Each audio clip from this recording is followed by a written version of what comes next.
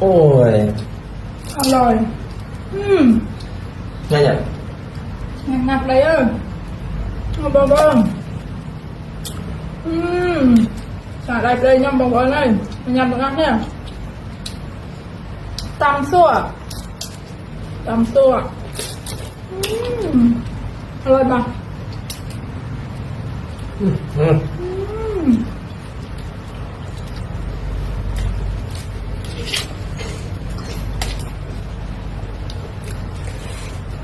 เอาแบบว่าไงนั่งโรงงานตำราไงได้ตำซั่วอย่าง